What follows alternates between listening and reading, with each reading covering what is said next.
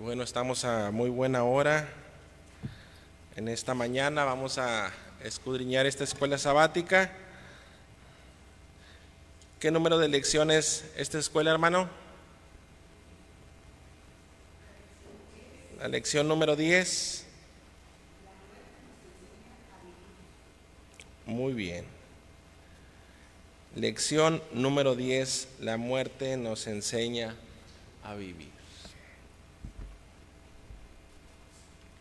Trae por ahí unas citas bíblicas que vamos a estar compartiendo. La primera de ellas se muestra que está en el libro de Eclesiastés, capítulo 9, verso 10.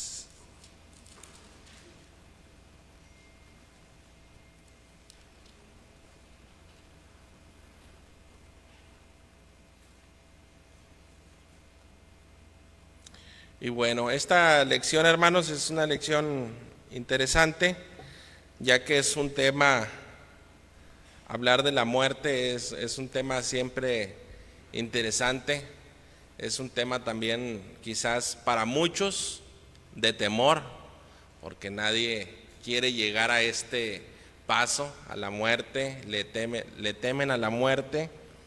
¿Por qué? Porque es cuando todo se acaba. Es cuando toca partir, cuando no hay más días en este mundo, bajo este sol, y es un tema, hermanos, que quizás pues cause temor, cause miedo, la muerte.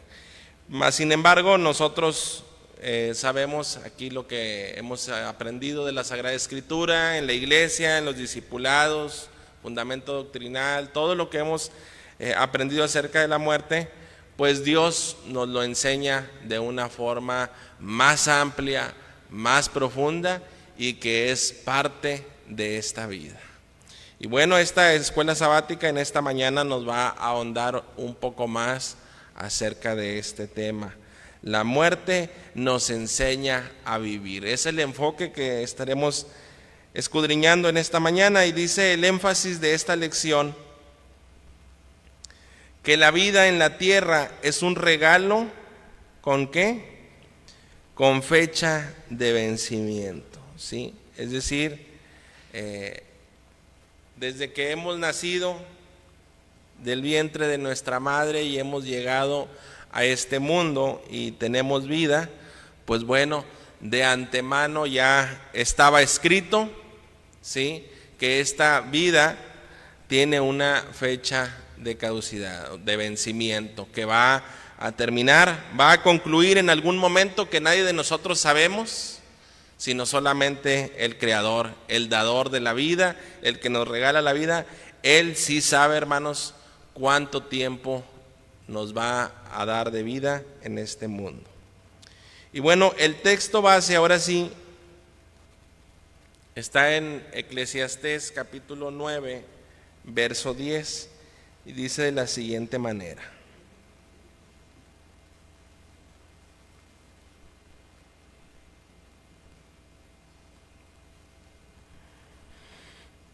todo lo que te venga a la mano para hacer, hazlo con todas tus fuerzas, porque en el sepulcro a donde vas no hay obra, ni trabajo, ni ciencia, ni sabiduría. Amén. Bueno, este texto, hermanos, que es un texto base, creo que es un muy buen texto de ánimo, de invitación a trabajar en lo que vayamos a hacer, sea en la obra del Señor, sea en algún proyecto, en alguna obra que nuestro Dios nos conceda hacerlo. Es una motivación, hermanos.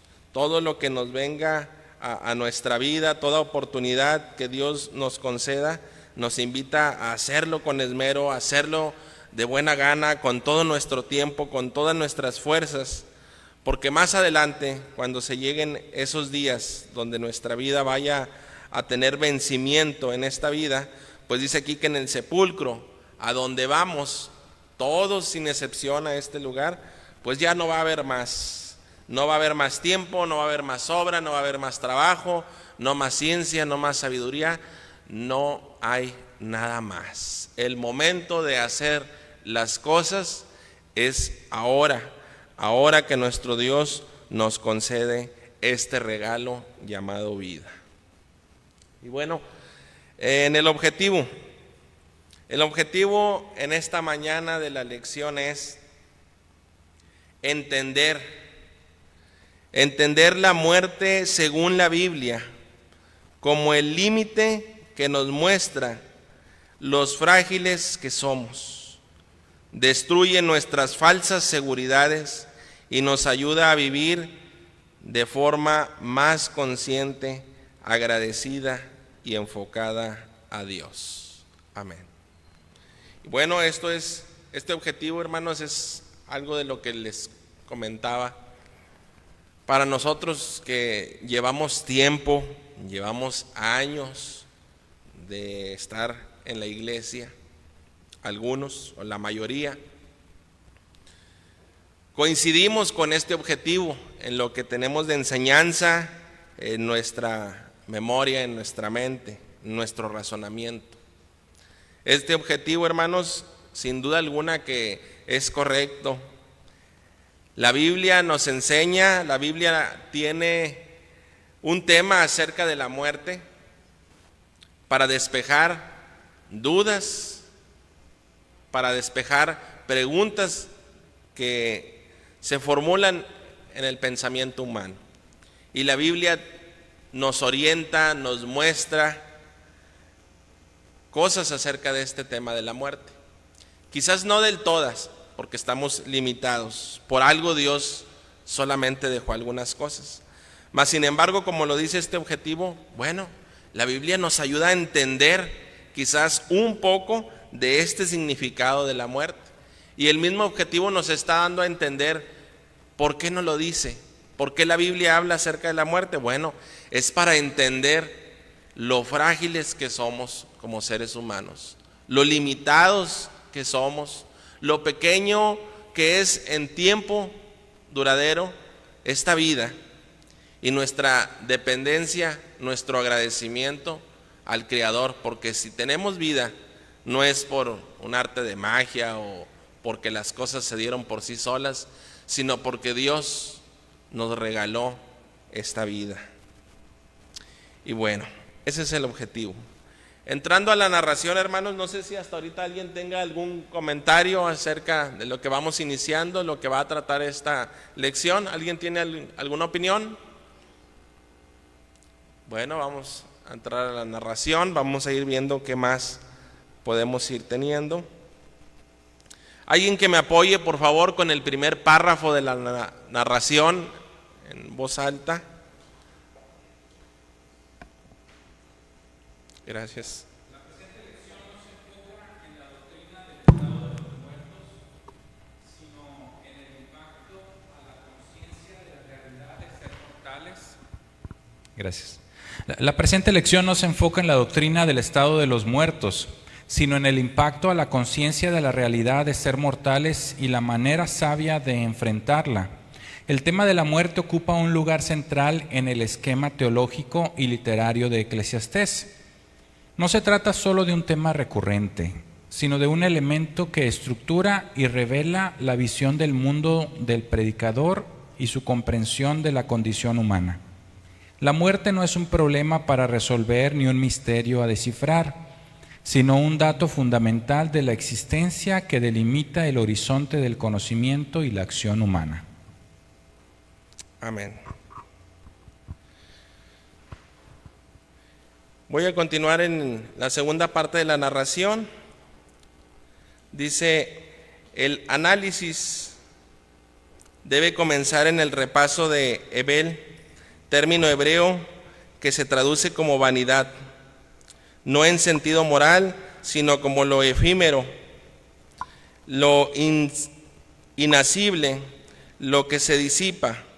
La muerte es la manifestación más radical de lo efímero, porque expone la incapacidad humana para controlar, predecir o asegurar el curso de la vida.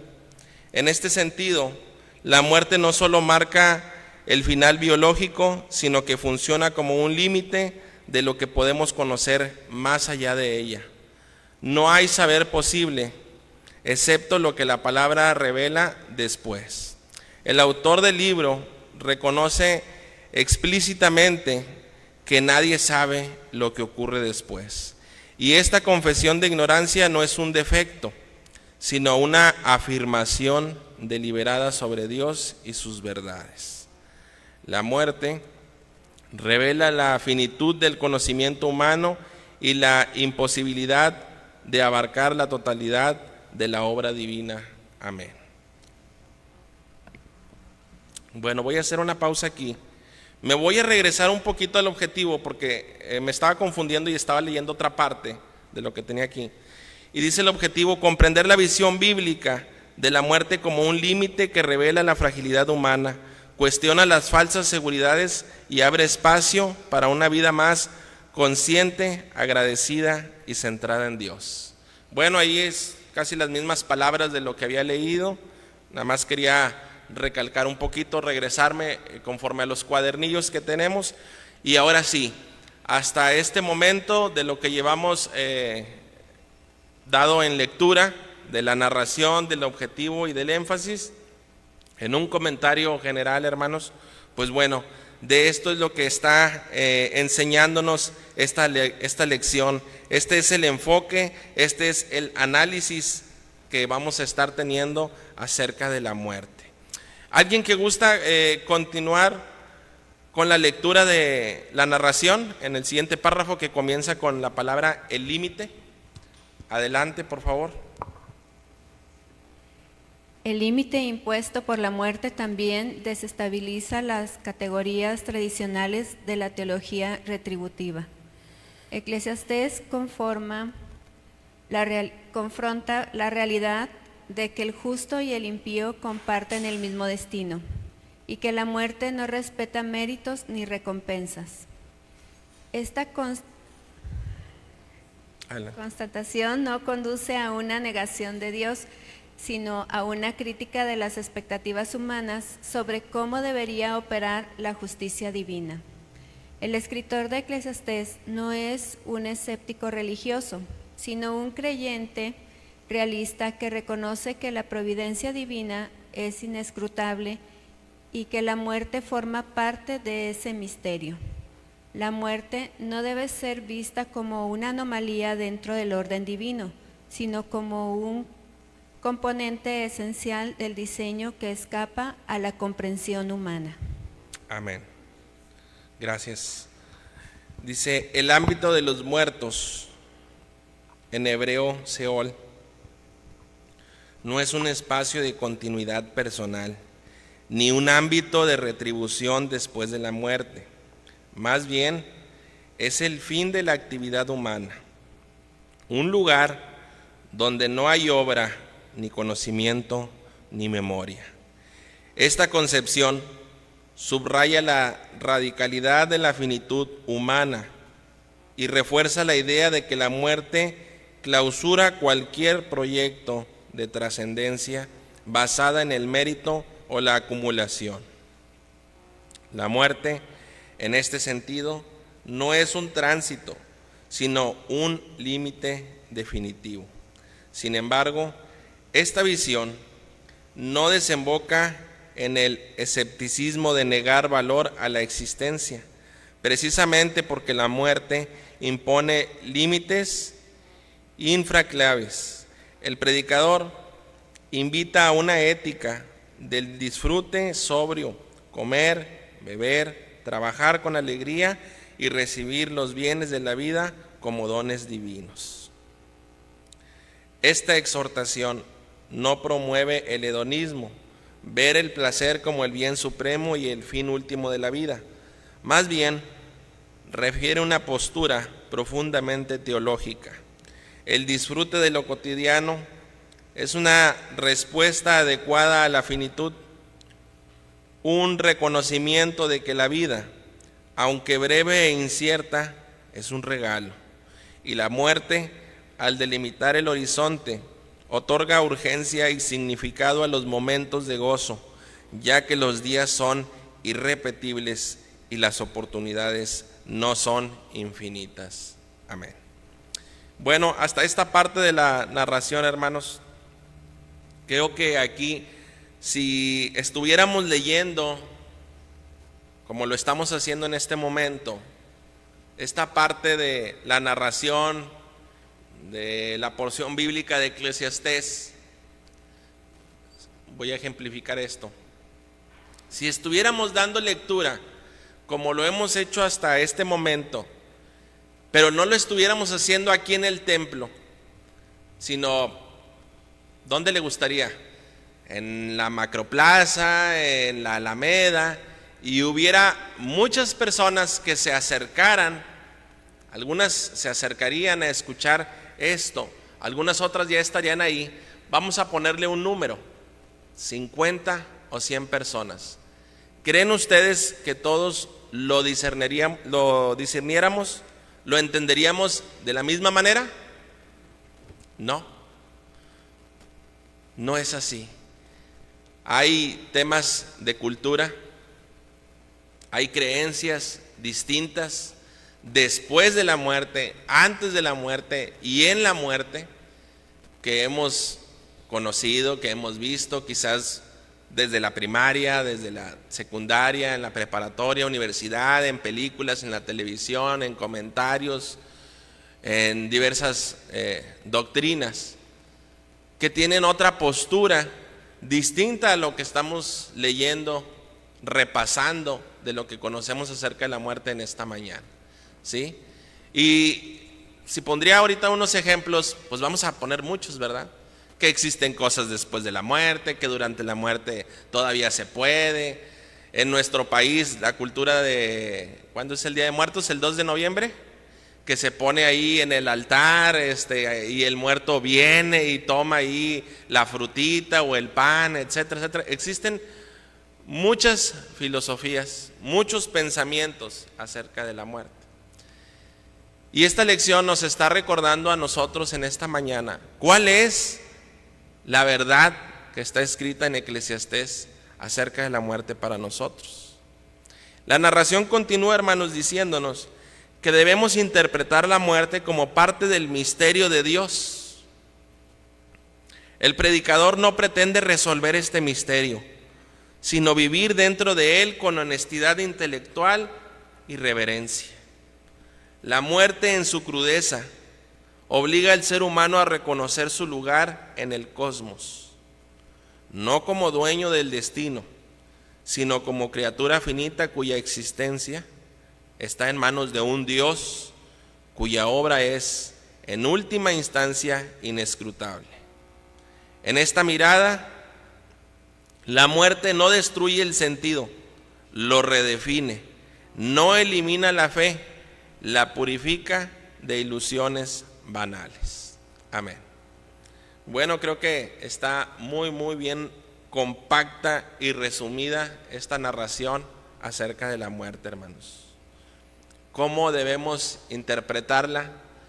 El análisis que tenemos que hacer, la reflexión del disfrutar la oportunidad que ahora Dios nos concede de vivir, de servirle, que es algo que quizás no todos lo han comprendido, hermanos, en el sentido de la vida, pero gracias a este tema de la muerte nos ayuda a reflexionar y analizarlo de una forma distinta, y que además de eso, hermanos, nos fortalece, como lo concluye diciendo en la narración, no elimina la fe, sino afianza más y fortalece más nuestra fe a nuestro Dios.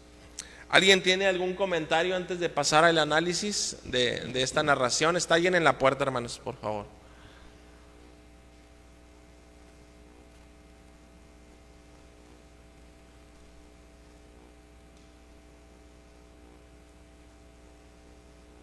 Adelante, mi hermano Eliud.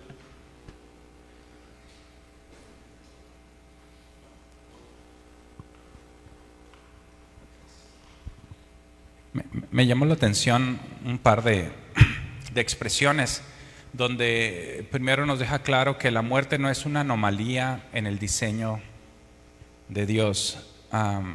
Y es que tradicionalmente, o tal vez por mi falta de comprensión, sí lo veía como una anomalía.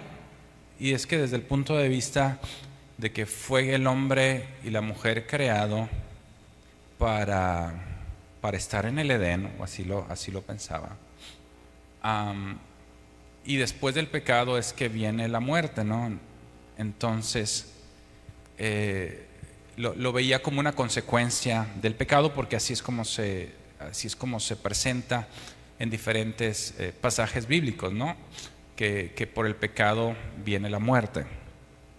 Ahora, el predicador ya lo está viendo dentro de esta realidad en la que estamos, dentro de este tiempo en el que vivimos. Y él nos está diciendo, no veas a la muerte como un error o como algo que no debería de ocurrir. Es decir, ya en el tiempo en el que nosotros estamos, en el tiempo de la humanidad, digamos que en cierta forma alejada de Dios, la muerte no es un error dentro de los sucesos que tienen que pasar al ser humano, sino que la muerte es algo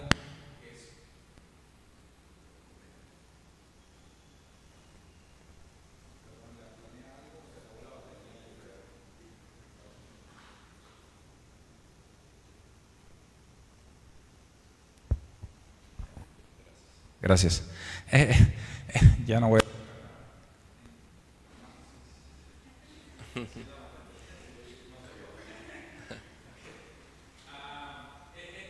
pero la parte, y después nos deja claro que la muerte es un límite, ¿verdad? Entonces, y el saber que hay un límite a esta vida nos permite tener una comprensión diferente de cómo vivir. Porque si no hubiera un límite, entonces el que está en enfermedad diría es una tortura que nunca va a terminar. Gracias. Y también lo que nos dice entonces es que si la muerte es un límite, entonces nos permite tener una comprensión diferente de vivir, porque el que está gozando de muchos bienes pudiera entonces enaltecerse y creerse que él siempre va a estar en la mejor condición y menospreciar a los demás, cuando sabemos que la muerte tiene un límite a esa condición. Y el que está en una situación carente podría decir de que no quiero vivir porque nunca va a terminar esta condición, ¿no? Entonces, y la otra es, la muerte es el límite a este tiempo en el que nosotros podemos decidir acercarnos a Dios. Y como ya hemos visto en lecciones anteriores, lo que hagamos en este tiempo, de aquí al límite que es la muerte, va a determinar lo que va a ocurrir con nosotros después de la muerte. Y algunos dirían, o algunos pensarían, pues no lo decido hoy, lo decido después. La procrastinación, ¿verdad?, que tanto se habla, ¿no? Y bueno, saber que hay un límite, o reflexionar, comprender que hay un límite, nos ayuda para tener esta visión correcta y tomar las decisiones acertadas el día de hoy. Amén. Muy bien, gracias. ¿Alguien más, hermanos? Un enfoque, un comentario acerca de lo que estamos viendo en esta lección. Adelante. Hermano, hace muchos años, yo estaba muy joven, estaba enseñando a algunas hermanas en una iglesia y me dice una hermana de la hermana Mari, que está ahorita en Houston, me dice: hermana, ¿por qué si mi esposo hace una semana que falleció, por qué se pasea y pasa por la ventana y lo vemos, lo ven los niños, los nietos y se asustan? Entonces le dije: mire, el que se fue, ya se fue, ya el que se fue ya no viene, ya no regresa. Le dije: muy seguramente, la explicación que yo le di, le dije: muy seguramente el enemigo está poniendo un espíritu malo con la apariencia de su esposo, pero ahorita vamos a orar para que eso se vaya, se retire y le dé descanso a esta persona. Y así fue, hicimos la oración y aquella persona jamás se volvió a aparecer. Otra chica me dijo, hermana, mi abuela ya se murió y desde que murió la mecedora está muévese y muévese y muévese. Le digo, pues ponte a orar. Y ya empezamos a orar y aquella mecedora paró, gracias al Señor. Pero ahora usted dígame, ¿qué es eso? Amén. Bueno, lo que hemos aprendido a través de la Sagrada Escritura y como lo está afirmando y nos está recordando esta lección, es que una vez que el ser humano llega al momento de la muerte, cae en un sueño profundo, ¿sí? Es un sueño profundo que no va a escuchar más, a ver más, a levantarse, a tener alguna actividad pendiente, que haya dejado algún pendiente con alguien, por decirlo así. No es así. Entra en un estado de un sueño profundo que va a despertar solamente hasta que Jesús regrese nuevamente, ¿verdad? Y despierte y venga por su iglesia y se levanten los muertos, cuerpos transformados, celestiales, ¿sí? Cuando Jesús venga. Y mientras eso suceda, el cuerpo va a estar desintegrándose, ¿sí? Está en un estado de sueño de profundidad. Todas las cosas que sigan sucediendo acá son otra cosa, son distintas completamente, porque como lo dice esta lección, cuando llega la muerte a nosotros, pues ya, ahí terminó todo. No hay con que va a venir en las noches, va a regresar ahí por un pendiente o algo, o asustar.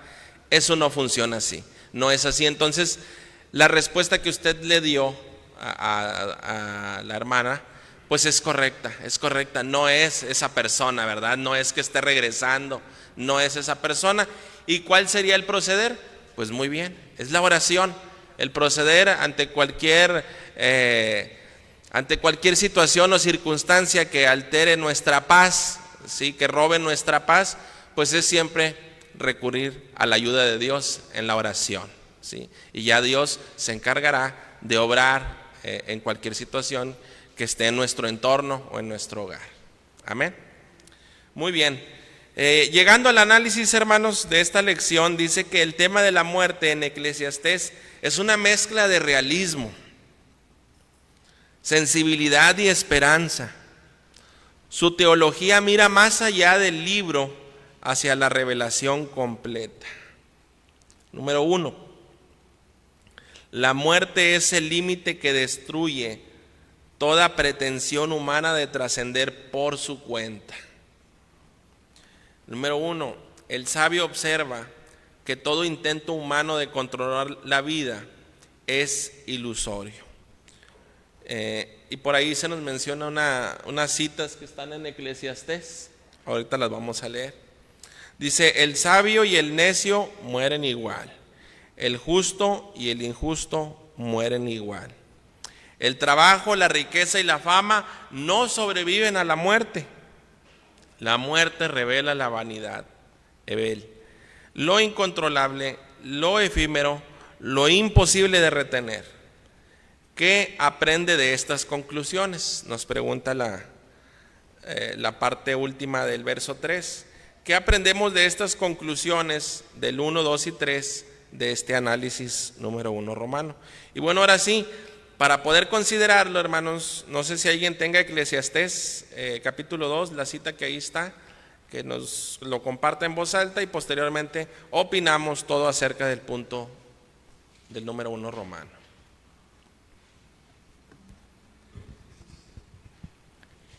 Eclesiastés 2, 14, 17 dice así: El sabio tiene sus ojos en su cabeza, mas el necio anda en tinieblas.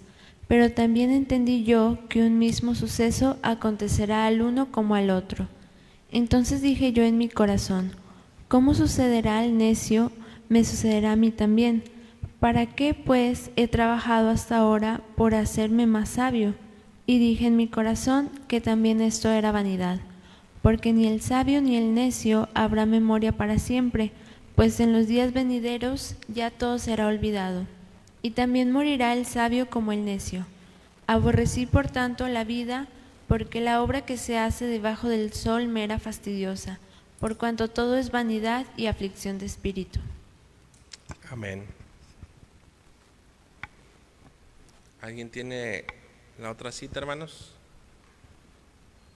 Gracias.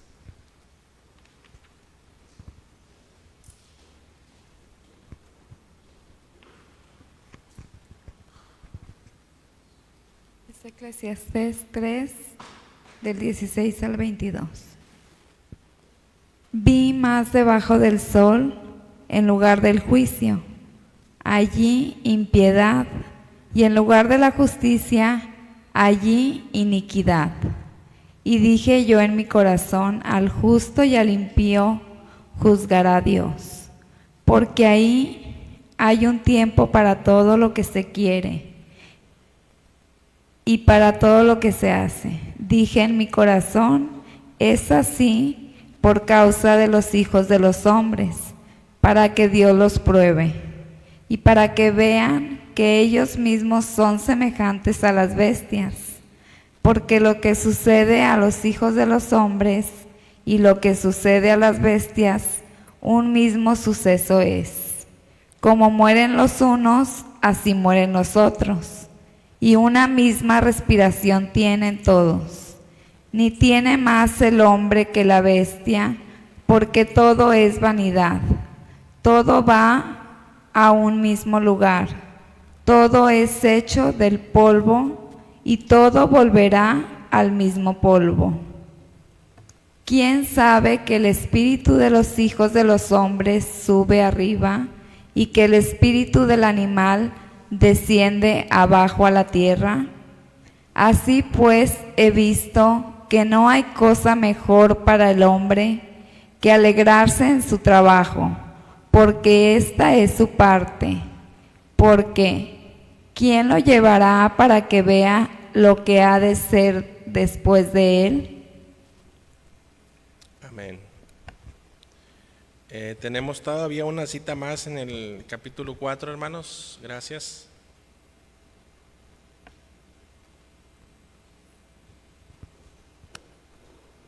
Me volví y vi todas las violencias que se hacen debajo del sol, y he aquí las lágrimas de los oprimidos, sin tener quien los consuele, y la fuerza estaba en la mano de sus opresores, y para ello no había consolador. Y alabé yo a los finados, los que ya murieron, más que a los vivientes, los que viven todavía. Y tuve por feliz que unos y otros que no han sido aún, que no han visto las malas obras que debajo del sol se hacen. Amén. Por último, el capítulo 5 y verso 15 y 16. Se desnudó así y vuelve, yéndose tal como vino, y nada tiene de su trabajo para llevar en su mano. Este también es un gran mal, que como vino, así haya de volver, y de que los aproveche y de qué le aprovechó trabajar en vano. Amén. Amén. Gracias. Bueno, hermanos, después de considerar todas estas citas bíblicas, ahora viene esta pregunta: ¿qué aprende de estas conclusiones? ¿Qué aprendemos de estas conclusiones, hermanos?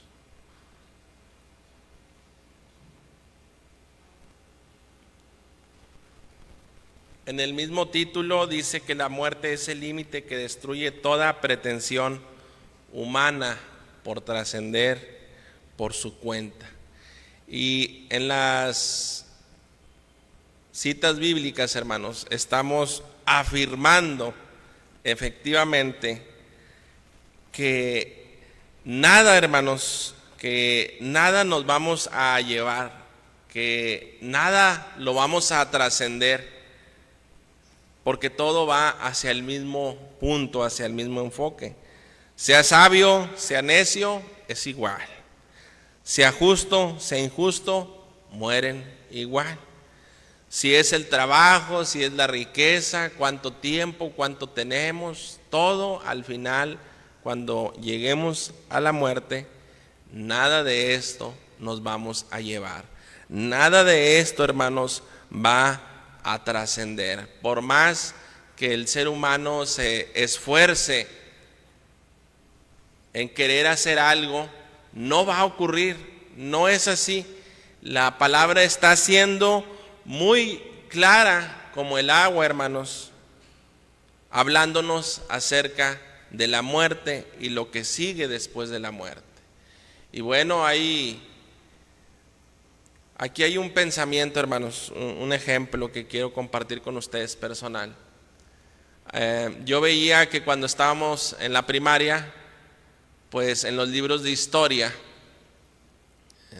historia de México o historia universal, se veía que en nuestras culturas ancestrales, cuando las personas fallecían, se enterraban en la tumba con objetos de valor, ¿verdad? De oro, ropas, pieles, jarrones y todo.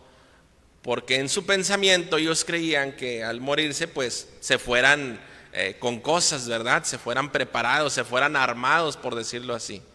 Se llevaran cosas de valor. Y uno al estar en la primaria pues tiene más o menos la edad de ¿cuánto? ¿Cuánto es la edad de un niño en primaria? 12, 13 o menos, más chico, más abajo. Y decía, bueno, pues a lo mejor suena un poco lógico que si te vas a morir, pues que te entierren ahí con, no sé, con tus cosas o algo.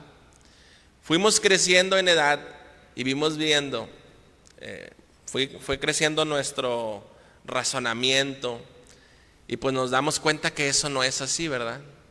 Ahora estamos en la iglesia, algunos desde jóvenes, desde pequeños, y vemos y conocemos lo que dice la Escritura, y pues lo vamos entendiendo de una manera más profunda y más realista de lo que trata la muerte, porque Dios nos lo está dejando entender a través de la Sagrada Escritura.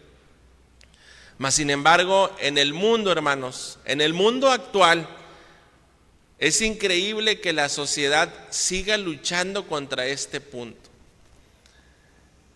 Hace poco me enteré ahí en las noticias que los chinos en aquel país siguen buscando cómo hacer que el ser humano pueda vivir y extender su vida, su longevidad.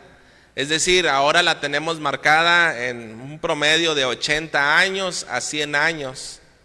Máximo, ya son pocas las personas que lleguen a los 100 o que después de los 100 años sigan viviendo. Bueno, hay países, hermanos, que están trabajando, apostando, invirtiendo millones de pesos por hacer, por crear, por buscar cómo hacer que el ser humano pueda extender su vida, y algunos hasta los congelan para que no se siga desintegrando el cuerpo y siguen ahí luchando contra la muerte. Y yo decía, bueno, yo creí que esto era allá por los años de 1500 o hace mucho. No, en nuestra actualidad, en pleno año 2026, la sociedad sigue, el mundo sigue, hermanos, sin entender lo que hoy la escuela sabática nos está enseñando.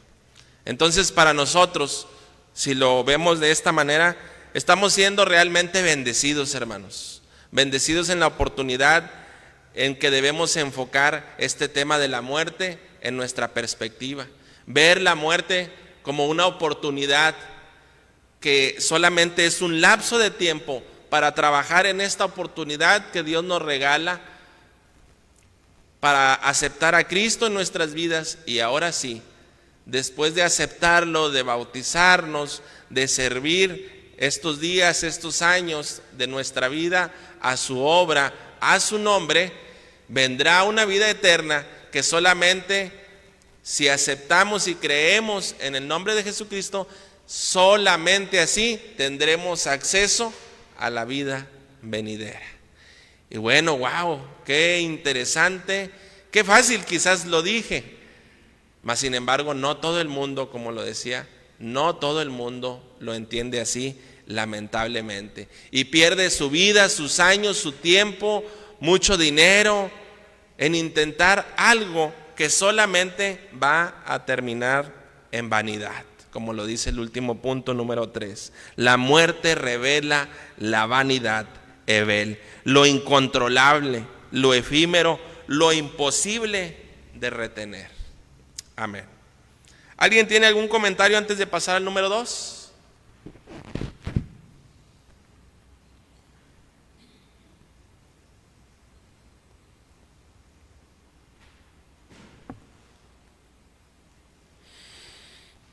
Bien, pasamos al número 2 y dice: la muerte condena las doctrinas simplistas. Eclesiastés desmonta la teología retributiva. Si haces el bien, te va bien. Si haces el mal, te va mal. La muerte temprana del justo y la prosperidad del impío son golpes directos a esa visión. Por eso, cuando el predicador dice que los muertos están mejor que los vivos, se interpreta como, inciso A, una manifestación contra la injusticia del mundo. B, una protesta profética que Dios permite que quede registrada. Y una invitación a abandonar la ilusión de que la vida es controlable o prescindible. Y bueno, ¿algún comentario, hermanos, que guste aportar de este número 2?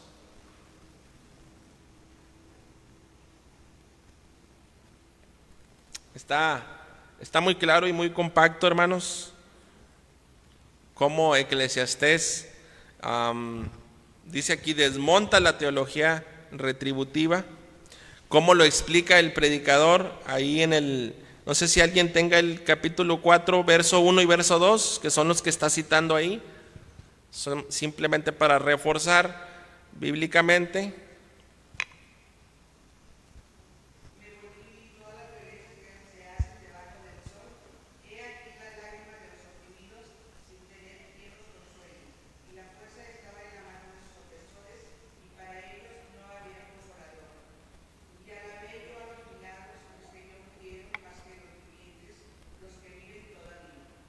Amén. ¿Algún comentario, hermanos, antes de pasar al número 3?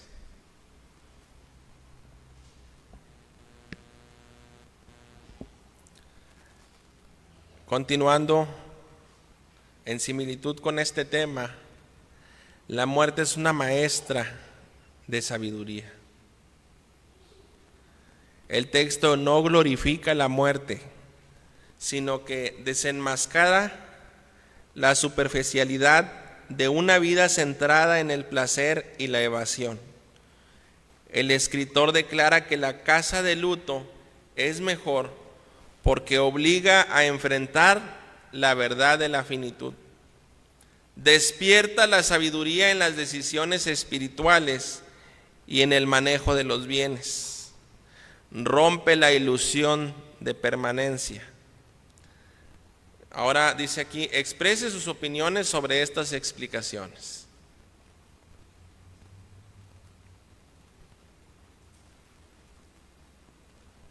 No sé si alguien tenga algún comentario, hermanos.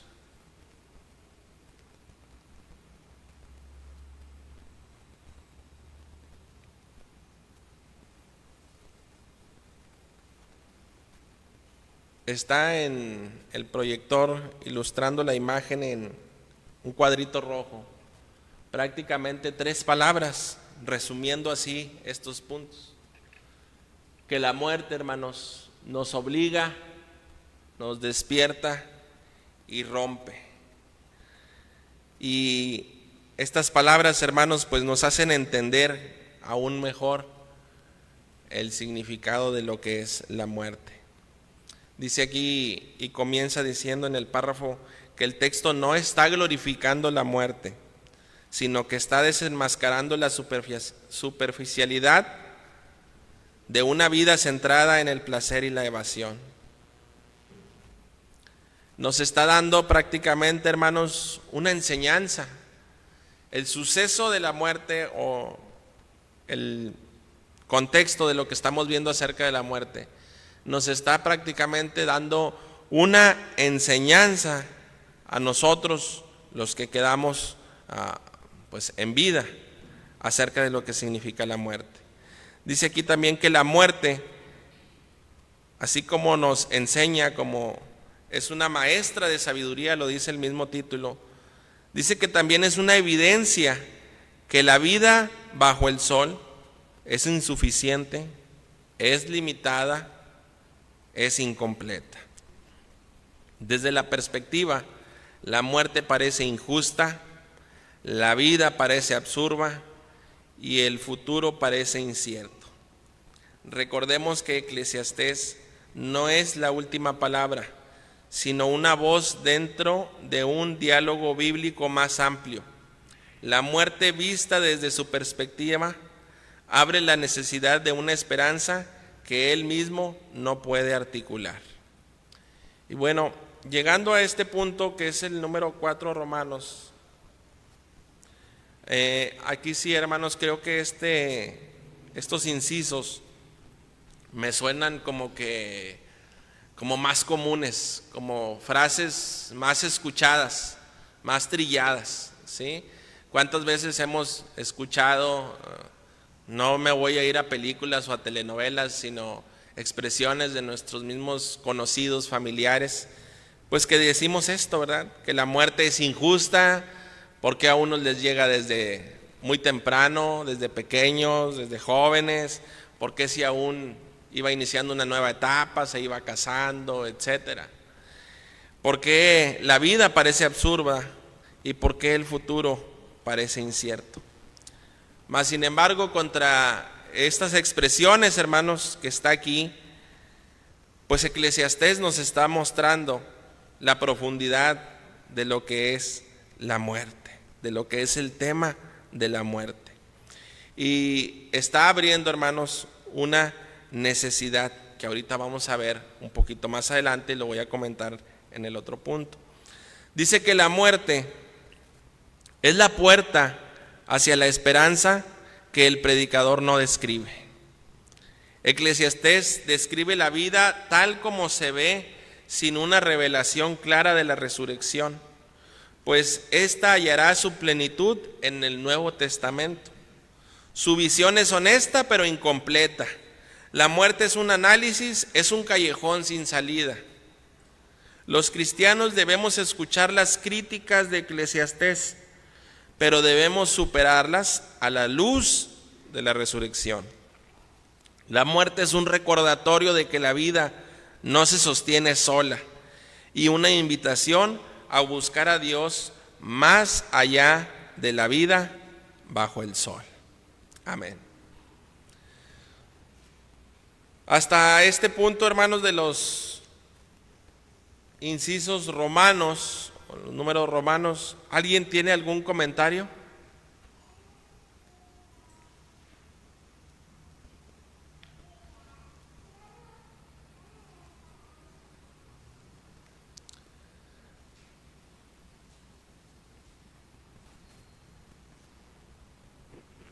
Dice aquí que Eclesiastés está dejando, así lo estoy entendiendo yo, corríjame si usted lo ve de una forma distinta. Eclesiastés está dejando algo como por ahí al último incompleto, porque dice que deja el tema de la muerte como un callejón sin salida, como un punto final, y deja una necesidad, una esperanza abierta al último. Porque si uno simplemente se quedara hasta esa parte de Eclesiastés, pues creyéramos que efectivamente está explicando qué significa la muerte. Nos está ayudando a analizar, a reflexionar, nos está mostrando el camino, el tiempo, que la vida es corta, las oportunidades, que la vida es un regalo de Dios. Sí, nos está explicando una explicación profunda y el estado de la muerte. Pero simplemente está como una tijera cortando, que cuando llegue ese momento, hasta ahí simplemente terminó el punto y tema acerca de la muerte. Pero dice aquí, regresándome un poquito, que hay una explicación del predicador que va a expandirse la explicación que sigue un poco más clara y se va a revelar en el Nuevo Testamento. Y creo, hermanos, que esta parte también es muy, muy interesante, porque ¿cuál es esa continuidad? ¿Cuál es esa solución a este detalle, por decirlo así, de la muerte? Bueno, es que en el Nuevo Testamento llega Jesucristo como nuestro Salvador Redentor, que nos rescata, ¿de qué? De la muerte y del pecado, para llevarnos a una vida eterna, una vida con Él. ¿Está de acuerdo? ¿Sí? ¿Sí es así? Bueno, muy bien. Vamos a pasar a la aplicación, hermanos. En la aplicación, número 1, recordemos la verdad de la finitud como camino hacia una vida más humana y confiada en las promesas de Dios. La muerte no es una anomalía, sino parte de la condición humana. Aceptar la finitud libera del peso de pretender controlar todo y abre espacio para una confianza más profunda en Dios. Esta aceptación no es resignación, sino una forma de vivir con mayor humildad, realismo y serenidad espiritual. ¿Cómo cambiaría su vida si la ve así? Es una pregunta, hermanos, aquí un tanto personal. Entender y ver la vida de esta forma, hermanos, pues creo que sí cambiaría muchas vidas. Adelante, hermana. Bueno, yo siento que cambiaría nuestra vida porque, como decía en los puntos de análisis, la muerte es maestra de sabiduría. Porque cuántas personas o cuántos de nosotros cuando acudimos a un funeral de algún conocido, algún ser querido que murió quizás súbitamente o que simplemente por alguna enfermedad estuvo en cama mucho tiempo y después muere.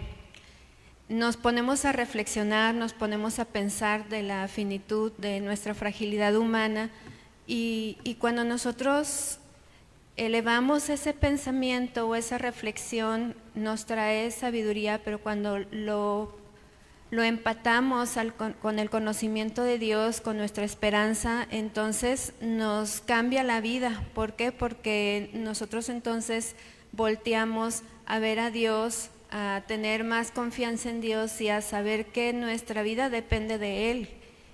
Y comenzamos a vivir sabiamente, como dice el predicador, disfruten, ¿verdad? Todo lo que tengan por hacer, háganlo con gozo, háganlo de la mejor manera, disfruten lo que hacen, ya no con amargura en nuestro corazón, ya no con fastidio, ya no con como si fuera todavía a haber tiempo o más años, que no sabemos, ¿verdad?, cuánto más, porque solamente Dios.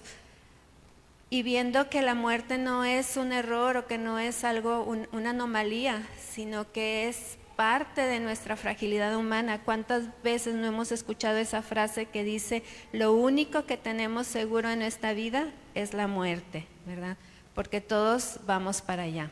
Como ya hemos visto, sean ricos, pobres, en la condición que tenga el ser humano va para allá, entonces, vamos para allá. Entonces aceptar esa finitud pues nos libera del peso de pretender controlar todo, de querer hacer todo a nuestra manera, de sentirnos frustrados, como ya hemos visto en otras lecciones, de sentir amargura porque no nos salen las cosas como esperamos, etcétera, y nos ayuda a tener la sabiduría y esa confianza de vivir con gozo, de vivir agradecidos por lo que estamos viviendo en el momento, ¿verdad? No por lo que queremos y no obtuvimos.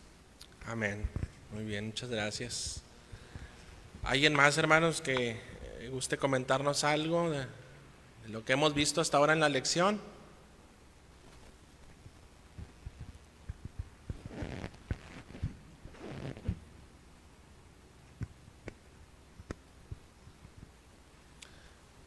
Bien, dice el número 2, enseñemos a vivir el presente como don limitado y no como recurso infinito. Frente a la inevitabilidad de la muerte, el presente adquiere un valor sagrado. Eclesiastés invita a disfrutar los bienes simples, comida, trabajo, afecto, como regalos divinos que no deben posponerse en medio de una vida marcada por la prisa y la ansiedad. Esta perspectiva ayuda a cultivar una espiritualidad más encarnada, agradecida y consciente. ¿Qué cambios concretos puede hacer para aplicar este principio? Bueno, de igual forma, esta aplicación es una aplicación para nuestra vida. ¿Qué podemos cambiar? Eclesiastés nos está invitando, hermanos, lo está invitando usted, me está invitando a mí a reflexionar, a disfrutar de los bienes simples, algo tan sencillo como lo es la comida, como lo es el trabajo, el afecto. Disfrutar, hermanos, de estos actos simples, remando contra la corriente de este mundo de tiempos, de prisa, de ansiedad, en los que quizás, a lo mejor una, poca o muchas veces hemos descuidado y hemos caído y hemos perdido el valor, hermanos, la reflexión del poder simplemente disfrutar de una comida, disfrutar verdaderamente del trabajo que hacemos, si no estamos frustrados, con prisas, con ansiedades por quererlo abarcar más, por quererlo hacer todo, por quererlo hacer todavía mucho mejor, por exigirnos, y nos comenzamos a perder de estas situaciones que Eclesiastés ahora nos está invitando a disfrutar, que nos está enseñando a cómo vivir el presente. Adelante. Bien, aquí yo nada más quiero, pues, no sé, resaltar o recalcar que lo que nos está diciendo el predicador y el estudio de esta mañana es que lo que tenemos ahorita no lo vamos a tener siempre, es limitado. Lo que yo tengo ahorita o lo que usted tiene ahorita, disfrutémoslo, gocémonos en lo que Dios nos está dando. Si ahorita tenemos salud, vamos a disfrutar nuestra salud. Tenemos comida, vamos a disfrutar la comida. Ahorita tenemos un momento de culto, de adoración, de estar en la presencia de Dios, de escuchar su palabra. Aprovechémoslo al máximo. Es decir, mañana no vamos a tener la oportunidad quizá de estar aquí, ¿verdad? No sé las circunstancias que vayamos a estar viviendo. Entonces, eso es lo que nos llama la atención.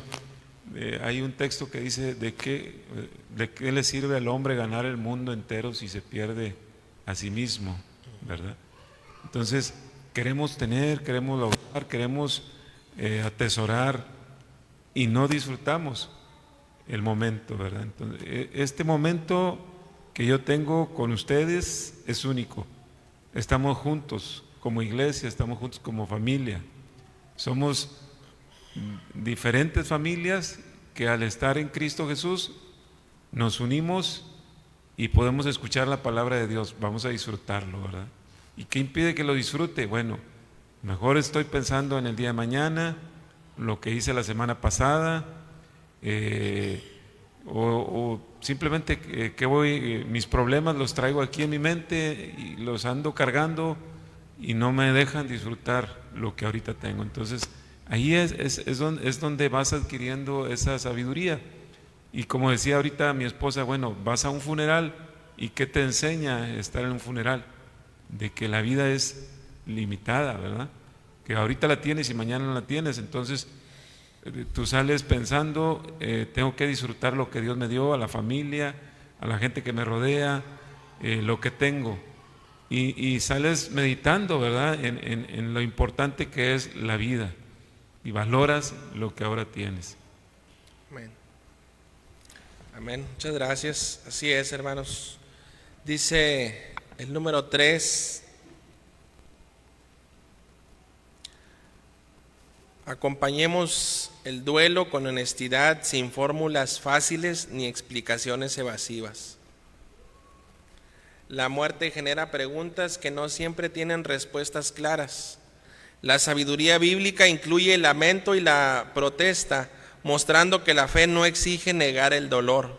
Acompañar en el duelo implica escuchar, sostener y permitir que la tristeza siga su curso, confiando en que Dios habita también los silencios y las grietas de la experiencia humana.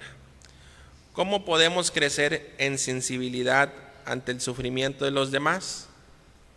Bueno, ya este punto número 3, hermanos, cambia un poquito por ahí de enfoque de lo que habíamos estado comentando, es algo distinto. No sé si alguien tenga algún comentario ahora específicamente de este 3, porque ya es otra perspectiva.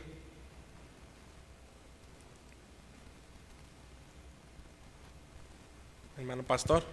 En este punto, hermano, donde dice acompañemos el duelo con honestidad, yo creo que nos hace recordar lo que Jesucristo, el Evangelio nos muestra, ¿no? Llorad con los que lloran. A veces cuando estamos en una situación de dolor o de la pérdida de un ser querido y queremos apoyar al doliente, a veces tratamos de darle palabras de ánimo basado en nuestra experiencia, ¿no? Yo resolví el problema de dolor, de la pérdida de un ser amado, haciendo esto y caminando así o dejándolo así en las manos de él, etcétera. Y no se trata de eso, no se trata de dar explicaciones de cómo le hiciste o cómo le puede hacer para resolver ese momento de dolor, ese duelo. Y lo que nos pide solamente es llorar con el que llora, con honestidad, ¿verdad? ¿Qué es con honestidad? Es que sintamos realmente lo que la persona está sintiendo. Y cuando tú sientas lo que la persona está sintiendo, entonces vas a llorar con él. Y eso es suficiente, eso es maravilloso, eso es grandioso.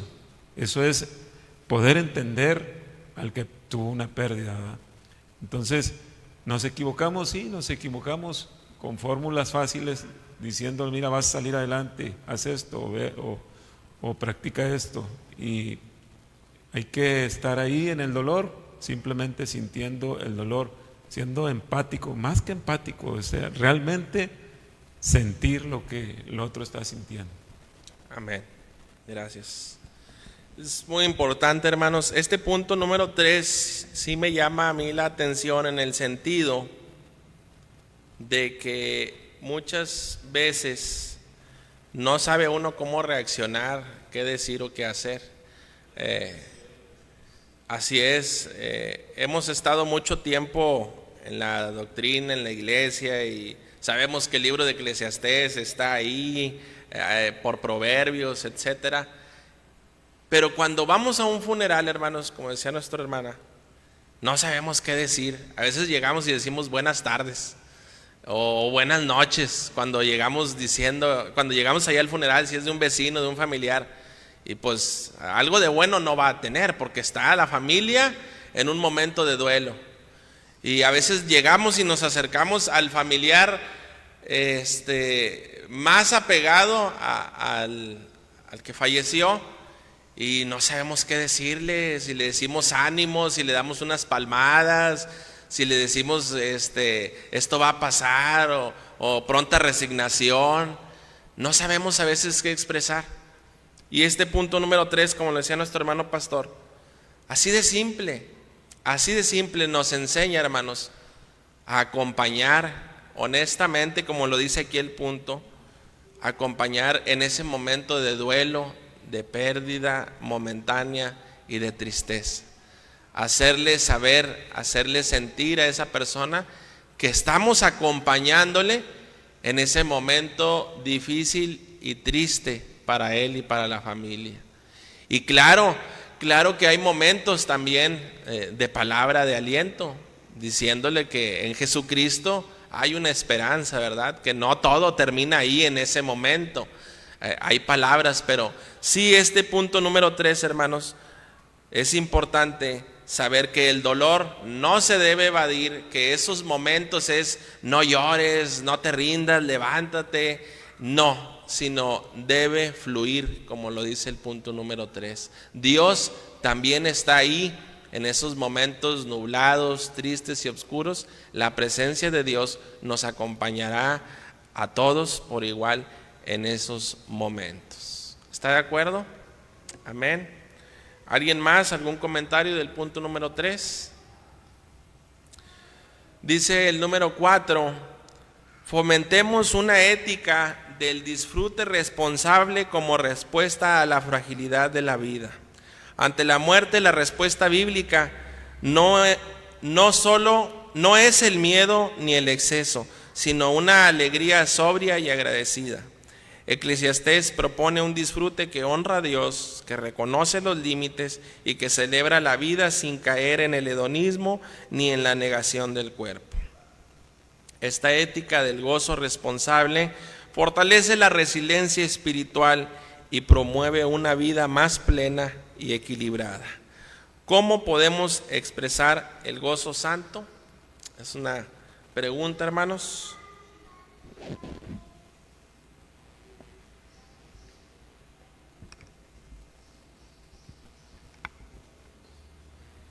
Adelante, mi hermano Eliud.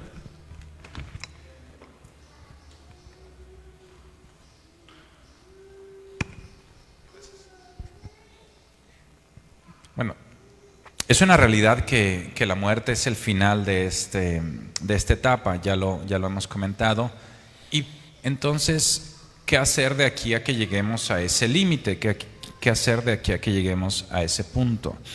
Y lo que hemos estudiado es que Dios quiere que disfrutemos, pero no viendo el disfrute como el fin último en sí. A eso se refiere con el hedonismo, ¿verdad? No nada más tener placer porque el placer es lo único que buscamos, sino que disfrutemos de una manera consciente, sabiendo que Dios nos regala esta oportunidad de disfrutar.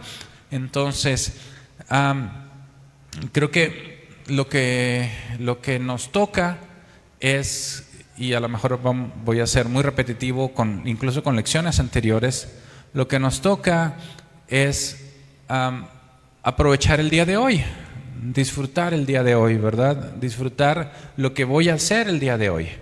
Tratar de evitar la procrastinación hasta donde sea posible, evitar dejar las cosas para después, sino que si hoy puedo disfrutar de el ir a ver a alguien que quiero, pues lo hago. Y lo disfruto. Si hoy puedo estar más tiempo en casa con mi familia, pues entonces lo voy a ir a hacer. Si hoy puedo comerme la carne que tenía en el congelador, pues la voy a disfrutar hoy, ¿verdad? No estoy diciendo que nos volvamos sin previsión, ¿verdad? Y queramos derrochar todo el día de hoy sin dejar nada para el día de mañana. Tampoco es esa la intención, pero sí el evitar, el querer dejar las cosas para después, sí el querer decir mejor voy a ahorrar en lugar de disfrutar de nuevo. Yo sé que es una línea bien difícil ahí, porque tampoco es la idea de que el ahorro sea malo. El ahorro es bueno siempre y cuando sigas disfrutando el día de hoy, siempre y cuando no estés haciendo sufrir a los que están a tu alrededor, nada más por pensar en que lo mejor es el mañana. De nuevo, hay que disfrutar el día de hoy, hay que disfrutar lo que tenemos hoy. Lo que vendrá mañana será por la gracia de Dios, no por lo que uno pueda acaparar o ahorrar el día de hoy. Y de nuevo, perdónenme que haga otra vez la aclaración. Sé que es una línea bien delgada, porque alguien pensaría, estoy diciendo que hay que ser derrochadores y no hay que prever. No estoy tratando de decir eso, ¿verdad? La intención de nuevo es sí ser previsores, sí ser organizados, pero no dejes de disfrutar lo que puedas el día de hoy. Amén. Muy bien, muchas gracias. Amén. ¿Alguien más, hermanos? ¿Algún comentario? ¿Algo que compartir antes de llegar a la conclusión? De antemano, hermanos, agradezco los comentarios, la participación de todos ustedes en esta lección, la cual sin duda alguna la enriquece mucho más. Escucharlos nos enriquece, hermanos. Compartir estas experiencias, estos puntos de vista, lo que hemos aprendido de la Sagrada Escritura, hermanos, esto enriquece mucho más esta lección. Y bueno, puestos de pie, por favor, les voy a pedir ahora que vayamos a dar una lectura en una sola voz a la conclusión de esta enseñanza que hemos tenido durante esta mañana. A la cuenta de 3, es breve. 1, 2, 3. La muerte en Eclesiastés es el espejo que revela la insuficiencia de la vida sin Dios y la necesidad de una esperanza que el libro insinúa, pero no desarrolla plenamente. Amén. Bueno, hermanos, mi deseo es que esta lección pues haya sido de edificación. Sabemos que tenemos una esperanza que está ¿en quién? En Cristo Jesús. Ante cualquier situación, ante cualquier tema que nos acontezca en esta vida, todo está en manos de nuestro Dios. Amén. Mi deseo es que el Señor nos siga bendiciendo y vamos a recibir así a nuestro hermano que nos preside. Paz a vosotros.